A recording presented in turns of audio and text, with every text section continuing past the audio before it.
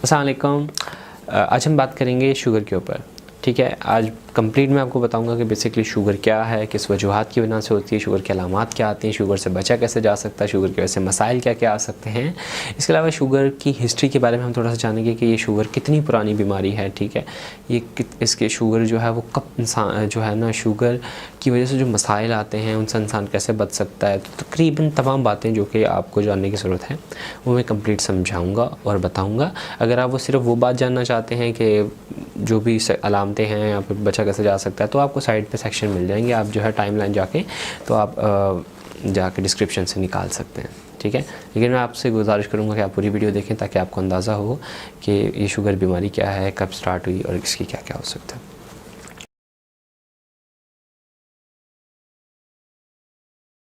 History अगर मैं आपको बताऊं कि जो शुगर है ना वो आज की बीमारी नहीं है या 100 साल पुरानी या 200 साल पुरानी बीमारी नहीं है।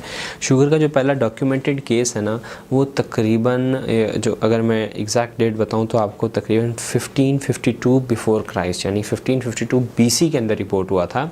एक डॉक्टर थे इजिप्शियन, ठीक है, उन्होंने ये रिपोर्ट किया था केस हेसी RA के नाम था उनका। ठीक है, और उन्होंने ये केस ऐसे रिपोर्ट किया था कि जो इनके उस वक़्त के ज़माने में कुछ ऐसे मरीज़ आ रहे थे जिनके अंदर उनके मर्ज़ जो है वो उस वक़्त के हिसाब से मिस्टीरियस थी, यानी कि नहीं मालूम था। ठीक है, उसमें ये हो रहा था कि जो लोगों को पेशाब ज़्यादा आ रहा था, इसके अलावा जो मरीज़ था वो कमज़ोर होता जा रहा था। इसके अलावा उनके जो मरीज़ का जो पेशाब था वो उस पर चूंटियाँ जाके चिपक जाती थी। ठीक है, तो शुगर इतनी पुरानी बीमारी है, तो ये आज की बीमारी नहीं है। अच्छा, इसके अलावा आपने अमूमन जो है ना डायबिटिक का लफ्ज़ सुनते ही आपके जहन में शुगर आती होगी, लेकिन ऐसा नहीं है। मैं आपको बताऊंगा जो डायबिटिक मेलाइटस है ना ये पूरा इस बीमारी को डिफ़ाइन करता है, जिसे आमतौर पर हम शुगर कह देते हैं। अब जो डायबिटिक मेलाइटस है ना ये बीमारी, ठीक है, अब इसका जो लफ्ज़ है ना लफ्ज़ ब लफ्ज़ समझने की ज़रूरत है। अब डायबिटीज़ कहते हैं उस चीज़ को जो कि एक पतले से पाइप से निकल के आ रही हो। मिसाल के तौर पे जब एक पाइप से पानी निकल के आ रहा होता है तो उस चीज़ को हम डायबिटीज़ कह रहे होते हैं। ठीक है, अब डायबिटिक मेलाइटस ही क्यों, इस बीमारी का नाम जो है वो डायबिटिक मेलाइटस ही क्यों रखा गया था? इसकी वजह ये थी कि जब पुराने ज़मानों में, क्योंकि उस वक़्त इतनी ज़्यादा तहकीकात नहीं मौजूद होती थी, तो जो डॉक्टर्स होते थे वो ये चेक करते थे, लिटरली उनका जो पेशाब होता था उसे टेस्ट किया गया मरीज़ों का तो वो मीठा था, इसीलिए डायबिटिक मेलाइटस नाम रखा गया।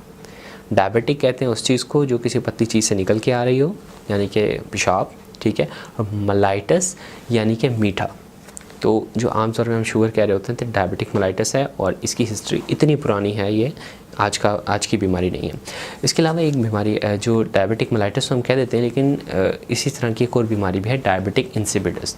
डायबिटिक इंसिपिडस में क्या होता है, उसमें भी सेम ज़्यादा पेशाब आता है और जिसके अंदर से पानी जितना होता है वो निकलना शुरू हो जाता है, लेकिन उसमें पेशाब मीठा नहीं होता, इसलिए उसका नाम डायबिटिक इंसिपिडस रखा गया।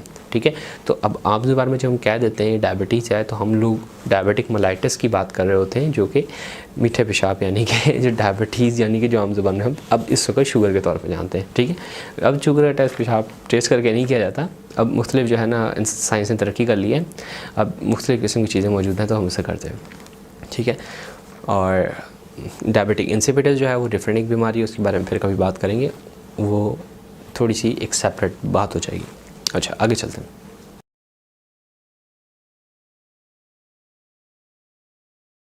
डायबिटीज़ की अलामात क्या क्या आ सकती हैं? ठीक है, देखिए डायबिटीज़ की मुख्तलिफ अलामात आ सकती हैं और बहुत सारी अलामात आ सकती हैं। ठीक है, डायबिटिक जो है ना ज़्यादातर लोगों को पता ही नहीं होता कि उन्हें शुगर है, और उन्हें बहुत लेट पता चलता है, जब तक काफ़ी जो है ना उनके जिस्म के अंदर नुकसान हो चुका होता है। ठीक है, लेकिन फिर भी मैं आपको बता देता हूँ जो आमतौर पर अलामात आती हैं, तो अगर आप वो में आ रही हैं तो आप अपनी जाकर शुगर टेस्ट करवा सकते हैं। ठीक है, सबसे पहला होता है जी आपको ज़्यादातर जो है ना उन शुगर के मरीज़ों का मुँह जो है ना खुश्क हो रहा होता है। ठीक है, ड्राई माउथ। इसके अलावा जो है ना ज़्यादातर पेशाब बहुत ज़्यादा आता है, कुछ भी खाते हैं पीते हैं मीठी चीज़ तो फ़ौरन उन्हें पेशाब आने लग जाता है, जैसे ही पानी पीते हैं उन्हें पेशाब आने लग जाता है। इसके अलावा उन्हें रात के टाइम पे ज़्यादा पेशाब आता है। इसके अलावा उन्हें वीकनेस हो सकती है, उनका जिस्म कमज़ोर हो सकता है। ठीक है, इसके अलावा उनका पेशाब में जलन का एहसास हो सकता है। ठीक है, UTIs वगैरह नॉर्मल होते हैं इनमें। ठीक है, इसके अलावा जो है ना जो ज़ख़म होता है शुगर के मरीज़ का, ज़ख़म बहुत जल्दी नहीं बढ़ता, ज़ख़म भरने में टाइम लगता है। ठीक है, इसके अलावा शुगर के मरीज़ को धुंधला नज़र आ सकता है। ठीक है, ब्लरी विजन हो सकता है। इसके अलावा शुगर के मरीज़ की इवन गुर्दों पे असरात पड़ सकते हैं, गुर्दे फेलियर होने उसकी अलामतें वगैरह भी आ सकती हैं। ठीक है, तो अलामतों की लिस्ट तो बहुत लंबी है। ठीक है, लेकिन जो मेन अलामतें हैं वो मैंने आपको बता दी हैं।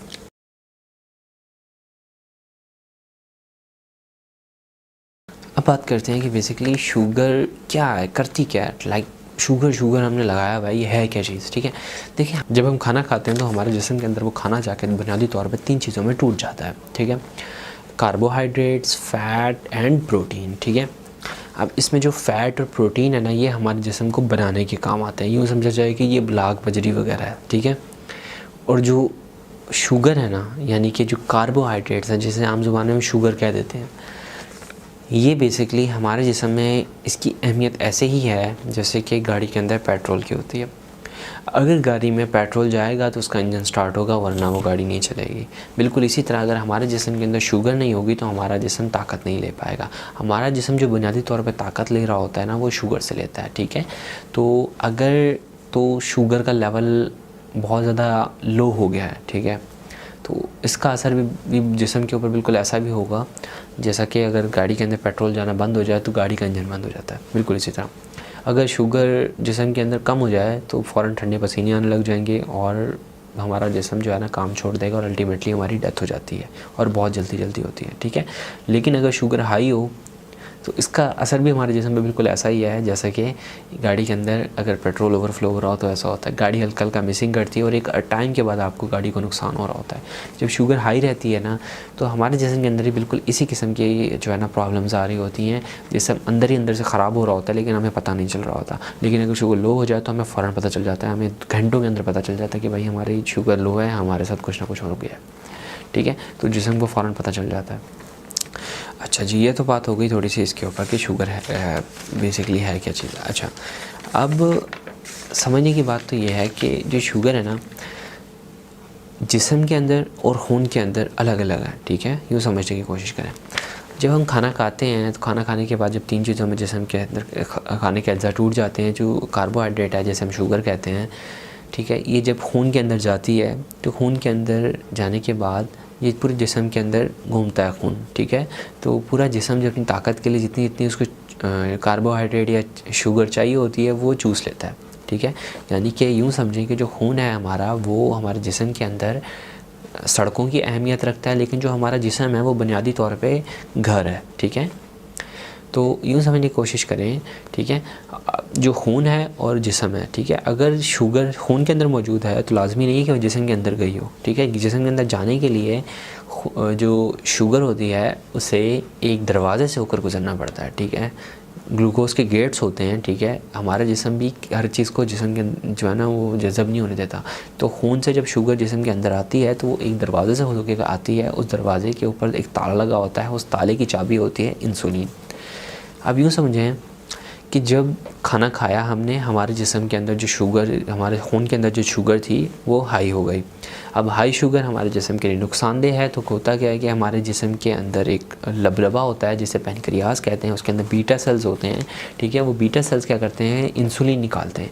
इंसुलिन ताले की चाबी के तौर पे काम करती है। ठीक है, वो इंसुलिन जाती है हमारे जिस्म के तमाम जितने भी ताले होते हैं वो खोल देती है। ठीक है, और शुगर खून से जिस्म के अंदर चली जाती है और शुगर खून में लो हो जाती है और जिस्म के अंदर फुल हो जाती है। ठीक है, यहाँ तक समझ गए आप मेरी बात। अब शुगर के मरीज़ में क्या होता है कि उनकी जो शुगर है वो किसी वजह से जिस्म के अंदर जज़ब नहीं हो पा रही और खून के अंदर ही बढ़ती रहती है। ठीक है, तो प्रॉब्लम ये आती है कि जो जिस्म होता है वो शुगर के भूख से मर रहा होता है, लेकिन जिस्म की खून के अंदर शुगर बहुत ज़्यादा होती है। तो शुगर की बुनियादी तौर पे जो बीमारी है वो बुनियादी तौर पे ये है।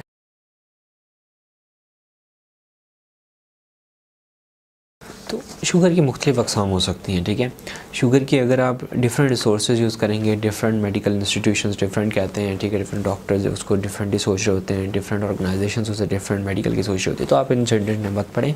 आपको समझाने के लिए बताता हूँ कि शुगर की बेसिक बुनियादी तौर पर 4 अक़साम है। ठीक है, शुगर यानी कि डायबिटिक मेलाइटस। देखिए, टाइप 1 शुगर ये है कि आपको मैंने बताया था कि जो हमारा जिस्म है, ठीक है, उसके अंदर शुगर तभी जाएगी जब उसके ऊपर इंसुलिन की चाबी लगेगी और जिस्म के तमाम ताले खुलेंगे तो खून से जिस्म के अंदर शुगर इंटर हो पाएगी। टाइप 1 जो है ना शुगर है, इसके अंदर क्या होता है कि हमारा जिस्म का जो इम्यूनिटी है, यानी क़ुव्वत मुदाफ़अत, यानी जिस्म की जो हमारी पुलिस है, जो हमें जरासीमों से बचाने के लिए हमारे जिस्म में है, वो क्या समझती है कि वो समझती है कि जो शुगर बनाने वाले सेल है ना, ये जरासीम है और इन्हें जाके ख़त्म कर देती है। ये एक ऑटो इम्यूनिटी कहलाता है, ठीक है, ऑटो इम्यून डिजीज़ है।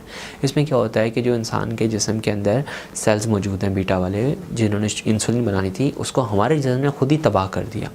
अब क्या होगा कि इन मरीज़ों के अंदर इंसुलिन बचपन से ही नहीं होगी, ठीक है। तो ज़्यादातर जो मरीज़ होते हैं, इन्हें बचपन में पता चल जाता है कि इन्हें शुगर की बीमारी है। ये याद रखें कि ये एक जेनेटिक बीमारी है, इसकी कोई ना कोई जेनेटिक वजह है, जिसकी वजह से हमारे जिस्म के अंदर, तो हमारा जिस्म खुद ही अपने बीटा सेल्स मार देता है जिन्होंने इंसुलिन बनानी होती है। टाइप 2 शुगर के अंदर क्या होता है कि बुनियादी तौर पे टाइप 2 शुगर से पहले एक और स्टेज आती है जिसे प्री डायबिटीज़ कहते हैं, ठीक है। ये मैं आपको बताऊँ, बेसिकली शुगर की एक किस्म है। इसमें ये होता है कि जो शुगर है बुनियादी तौर पे होता ये है कि जो शुगर है ना, वो जिस्म के अंदर जाती है, हमारा जिस्म जब काम करता है तभी वो शुगर को जिस्म के अंदर जज़ब होने देता है। अब ये टाइप 2 शुगर जो है ना, वो बुनियादी तौर पे उन लोगों के अंदर हो रही होती है, ठीक है, जिन लोगों को यूँ समझे कि हार्ड वर्किंग नहीं होता, ठीक है, जिन लोग ज़्यादातर बैठना पसंद करते हैं, या कि उनकी लाइफ जिनकी ज़्यादातर हार्ड वर्किंग नहीं होती, वो ज़्यादातर एक्टिविटी नहीं करते, तो होता क्या है कि उनके जो शुगर के ताले होते हैं उनमें जंग लग जाता है, ठीक है। अब टाइप 2 शुगर में क्या होता है कि उन लोगों में हो रही होती है जो कि ज़्यादातर बैठे रहते हैं। अब शुगर आई, ठीक है, खून के अंदर मौजूद है, जब उसने जिस्म के अंदर जाना है, उसने किससे गुजर के जाना है? दरवाज़ों से। दरवाज़ों के ऊपर लगे हुए ताले, वो ताले खुलते हैं इंसुलिन से। अब इंसुलिन मौजूद है, इंसुलिन तालों पे लग रही है, लेकिन वो ताले जाम हो गए हैं क्योंकि हमारी एक्टिविटी कम है और बहुत सी वजूहत हो सकती हैं, ठीक है। लेकिन ज़्यादातर जो डॉक्टर्स एग्री करते हैं वो इस बात पे करते हैं कि सेडेंट्री लाइफस्टाइल, यानी कि ज़्यादा हिलना जुलना नहीं, ठीक है। जब इंसान ज़्यादा एक्टिविटी नहीं करता तो उसके जो वो ताले होते हैं वो जाम हो जाते हैं, जिसकी वजह से इंसुलिन जाके लगती है, वो ताले हिलाने की कोशिश करती है, लेकिन वो ताले बंद होते हैं, वो जाम हो चुके होते हैं, ठीक है। जिसकी वजह से जो है ना शुगर हमारे खून के अंदर बढ़ती रहती है, लेकिन हमारे जिस्म के अंदर खून की जो है ना शुगर की कमी मौजूद रहती है, जिसे टाइप 2 डायबिटीज़ कहते हैं, ठीक है। इसी और तीसरी डायबिटिक होती है, ये मैं आपको बताता हूँ बेसिकली, जो प्री डायबिटीज़ है। समझे, प्री डायबिटीज़ जो है ना एक स्टेज है टाइप 2 डायबिटीज़ से पहले, ठीक है। अगर आपको जो है ना ताले ख़राब हो गए हैं, या यूँ समझा जाए कि टाइप 2 डायबिटीज़ हो गई है, लेकिन उससे पहले एक स्टेज आती है जिसमें एक लंबे अरसे से शुगर इसको चल रही होती है, लेकिन उसे पता नहीं होता कि उसको शुगर है, क्योंकि उसको अलामतें नहीं आ रही होती। उसका जिस्म जो है ना वो उस बीमारी को छुपाने की पूरी कोशिश करता है, ठीक है, किसी न किसी तरीके से मैं कवर कर लूँ। अब ये मिसाल ऐसी, जैसे मैंने आपको बताया कि जब शुगर का लेवल हाथ ज़्यादा हाई होता है, यानी कि जब पेट्रोल ज़्यादा हाई होता है तो गाड़ी मिसिंग करती है, लेकिन एक अरसे तक इंजन जब चलता रहता है, उसके बाद इंजन को इतना नुकसान होता है कि वो इंजन प्रॉब्लम देता है। इसी तरह जब शुगर टाइप 2 जब हम ज़्यादा टाइम तक बैठे रहते हैं, या फिर ऐसी एक्टिविटी होती है जिसकी हम जो है ना खाना ज़्यादा खा रहे होते हैं लेकिन एक्टिविटीज़ कम होती हैं, तो एक अरसे तक एक ऐसी स्टेज होती है जिसमें इंसान को पता नहीं होता कि उसको शुगर है, लेकिन वो शुगर अंदर से इंसान को खा रही होती है और ये बीमारी अंदर चल रही होती है। तो इस स्टेज को प्री डायबिटिक स्टेज कहते हैं, ठीक है। इसमें जो डिफाइन किया जाता है नॉर्मली वो ये होता है कि शुगर लेवल नॉर्मली 100 से कम होना चाहिए, जब ये 100 से अबव होता है, और 125 से डाउन होता है तो हम इसे आमतौर पर जो है प्री डायबिटीज़ कह देते हैं, ठीक है। अच्छा, चौथी जो टाइप है ना डायबिटीज़ की, यानी डायबिटिक मेलाइटस की, वो है जेस्टेशनल डायबिटीज़।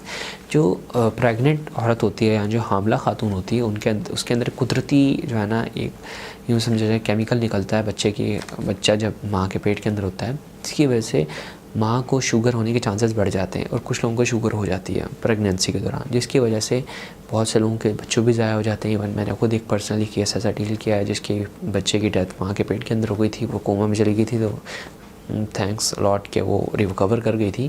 बट अगेन ये प्रॉब्लम आती है किसमें?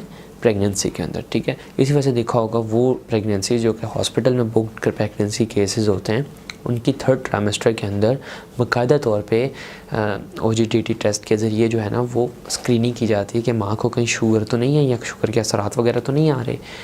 तो अच्छा, टेस्ट के शुगर के कितने किस्म के टेस्ट होते हैं ये भी बताऊँगा बेसिकली बाद में जाकर, ठीक है। तो जेस्टेशनल डायबिटीज़ ख़वातीन में होती है जो कि प्रेग्नेंट होती हैं, ठीक है। इसीलिए जो ख़वातीन होती हैं उनको ज़्यादा अपना ख्याल रखना चाहिए और शुगर अपनी रेगुलरली चेक करनी चाहिए जब वो प्रेग्नेंट है, ठीक है। इसका खुद उनके ऊपर भी और उनके बच्चों के ऊपर भी बहुत गहरा असर पड़ता है। इसीलिए शुगर बार बार चेक करनी चाहिए ड्यूरिंग द प्रेगनेंसी।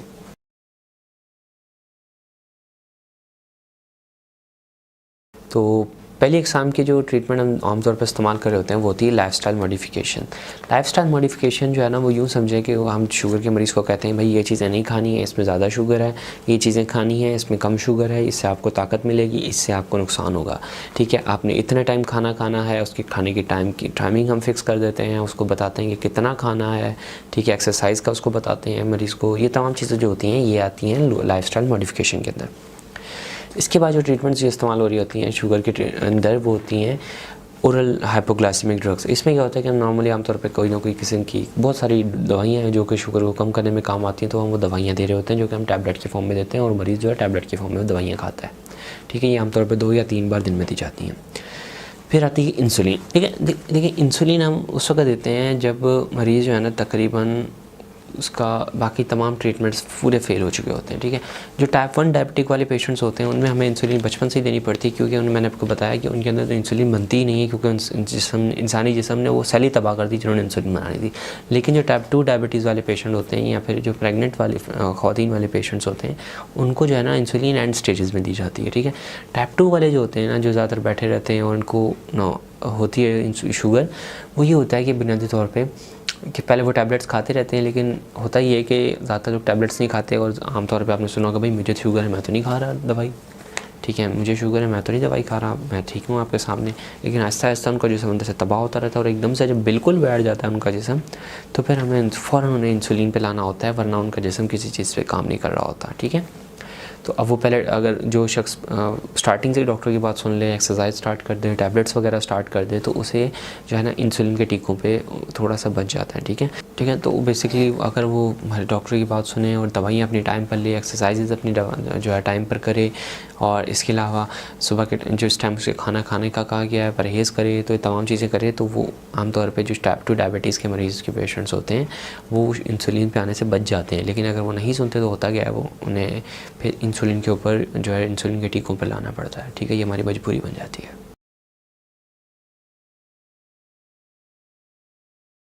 अच्छा, शुगर से बचा कैसे जाए? ठीक है, देखें शुगर जी टाइप 1 है ना, जैसे आपको बताया, जिसमें जो इंसान का जिस्म खुद ही उसके सेल तबाह कर देता है। ठीक है, एक इसमें जो है ना सबसे ज़्यादा जो डॉक्टर्स और जो इतना डेटा मौजूद है वो उसमें ये है कि जो जेनेटिक बीमारी है। ठीक है, जेनेटिक में भी ये है कि किसी को भी हो सकती है। ठीक है, जेनेटिकल डिजीज़ जो है ना, अब ऐसा नहीं है कि आपके ख़ानदान में किसी और को है तो टाइप 1 डायबिटीज़ अगर आपके अम्मी अब्बू को था या आपके बहन भाई को था तो आपको टाइप 1 डायबिटीज़ हो सकती है। टाइप 1 डायबिटीज़ एक बड़ी हैरानकुन बीमारी है कि अगर किसी शख्स को टाइप 1 डायबिटीज़ है भी तो भी उसको उसके बच्चों को उसके ऑफस्प्रिंग को होने के चांसेस 1 से 4% तक होते हैं, जिसकी वजह से हम नहीं बता सकते कि किसको टाइप 1 डायबिटीज़ होगी किसको नहीं होगी। ठीक है, लेकिन जो टाइप 2 डायबिटीज़ है इससे हम बचने का ज़रूर आपको बता सकते हैं कि कैसे बचा जा सकता है। पहले आपको मैंने बताया कि एक्सरसाइज करें।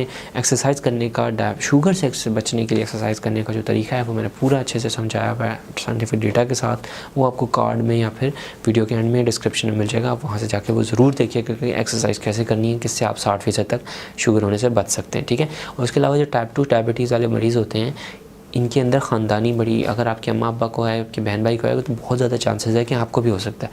टाइप 1 डायबिटीज़ में ऐसा नहीं है, लेकिन टाइप 2 डायबिटीज़ में ये हो सकता है, इसके बहुत ज़्यादा चांसेस होते हैं।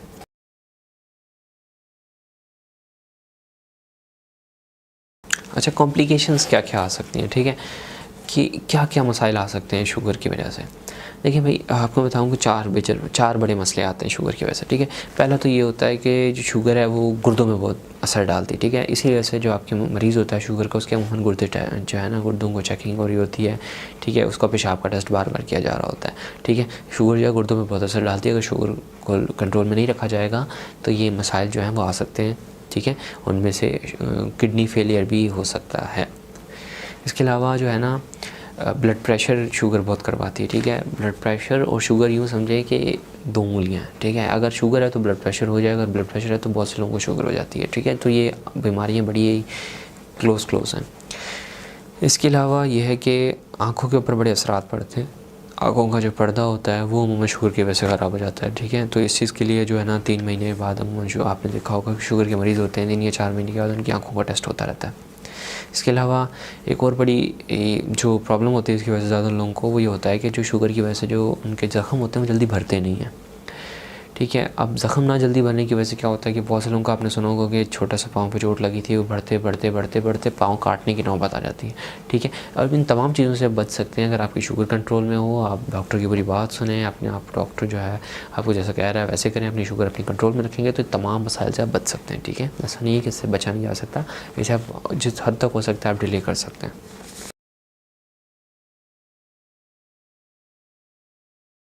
ठीक है। शुगर के टेस्ट कितने किस्म के होते हैं? ठीक है। आपने अमूमन देखा होगा स्ट्रिप का एक टेस्ट होता है या फिर खून का टेस्ट लिया जाता है जिसके अंदर जो हम खून के अंदर शुगर चेक करते हैं। अब इसमें जो है ना नॉर्मली हम खाने के 2 घंटे बाद एक टेस्ट कर रहे होते हैं और बाज़ ये होता है कि 10 या 12 घंटे भूखा रखने के बाद एक टेस्ट कर रहे होते हैं। ठीक है।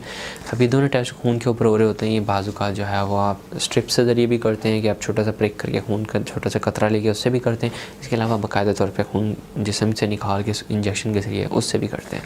इसके अलावा एक टेस्ट होता है जिसे हम कहते हैं ग्लूकोज टॉलरेंस टेस्ट। ठीक है। ये ज़्यादातर प्रेग्नेंट फीमेल्स के अंदर किया जाता है। ठीक है। इसमें ये होता है कि हम मरीज़ को शुगर का जो है ना कार्बोहाइड्रेट यानी शुगर का मिलाया हुआ एक ग्लास का पानी का देते हैं, उसका जो है ना आधे 15-15 मिनट बाद या डिफरेंट प्रोटोकॉल होते हैं, हर इंस्टीट्यूशन का अपना होता है। उसके बाद वो चेक करता रहता है 2-2.5 घंटे तक और ये देखता है कि मरीज़ किस हद तक शुगर को बर्दाश्त कर पाता है, शुगर को कंट्रोल करने में किस हद तक काम आता है। इसके अलावा एक टेस्ट है HbA1c। ठीक है। शुगर का टेस्ट क्या होता है कि इसमें होता है कि शुगर जो है ना जब चिपचिपी चीज़ है और ये जाके खून के अंदर चिपकना शुरू हो जाती है, जिसकी वजह से क्या होता है जो खून के सेल होते हैं HB उनके अंदर भी ये जाके चिपकने लग जाती है और उनको टेस्ट किया जाता है तो HbA1c किया जाता है और इसकी वजह से क्या होता है कि पिछले 120 दिनों के पूरी डिटेल रिपोर्ट आ जाती है कि शुगर की जो है ना वो किसी मरीज़ की कैसी रही है। तो ये सबसे अच्छा टेस्ट यही है HbA1c। ठीक है। लेकिन इसके अंदर एक प्रॉब्लम ये है कि अगर किसी को खून की कोई बीमारी है तो ये टेस्ट उनमें ख़राब आ जाता है। ठीक है। तो ये बात समझने की ज़रूरत है। आई होप कि मेरी बात आपको पूरी तरीके से समझ में आ गई हो। ठीक है। अगर आप इस टॉपिक में मज़ीद पढ़ना चाहते हैं तो आपको डिस्क्रिप्शन में मेरा इस टॉपिक के ऊपर कंप्लीट प्लेलिस्ट मिल जाएगी, तो आप वहाँ जाके इस टॉपिक पे मज़ीद पढ़ सकते हैं। इसके अलावा आर्टिकल आपको डिस्क्रिप्शन में मिल जाएगा और प्लीज़ इस चैनल को सब्सक्राइब कीजिएगा, इसमें मज़ीद इस किस्म की वीडियोज़ आती रहेंगी। एंड अगर आप कोई टॉपिक सजेस्ट करना चाहते हैं, कोई सवाल पूछना चाहते हैं तो आपको डिस्क्रिप्शन में उसके पूरी मज़ीद डिटेल्स मिल जाएंगी। So this is Umair signing off. अल्लाह हाफ़िज़।